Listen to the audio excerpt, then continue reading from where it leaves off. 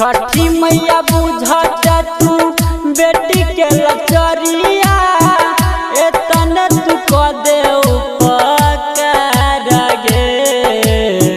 छठी मैया बुझता तू बेटी के लचरिया एतने तू क दे उपकार गे।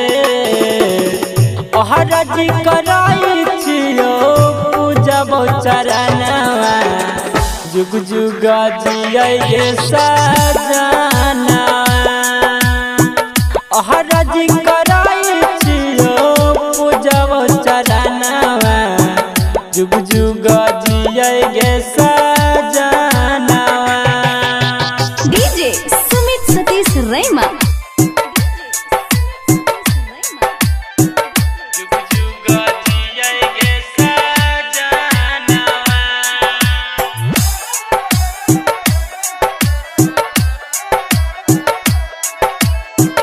माई तू छही हमरा करी है न दूर गे। हरदम सुहाग लाले रखी है सिन दूर गे। साल साल गे माई तोहरे भजनिया सहब दिनया के पहले पूजब चरनिया।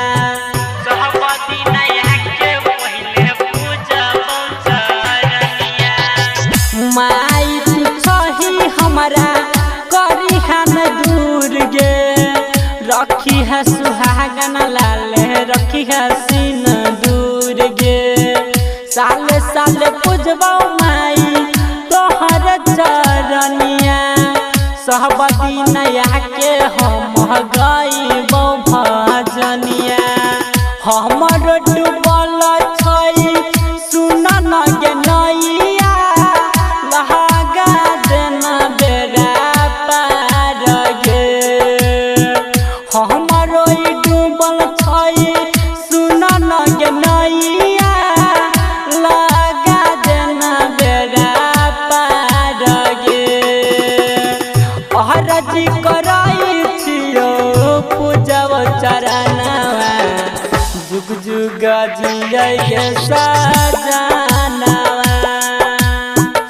हरजी कराई छियो पूजब चरणवा जुग जुग जिये सजना। डीजे सुमित सतीश रैमा।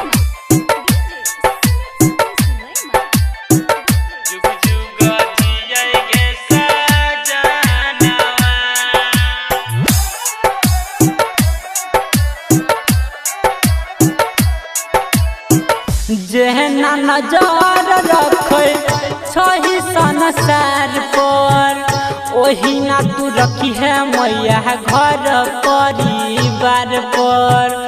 बाझिन के पुत्र दै छी निराधन के काया ओही ना देखावत रही है सुन मैया दाया। ओही ना देखावत रही है सुन मैया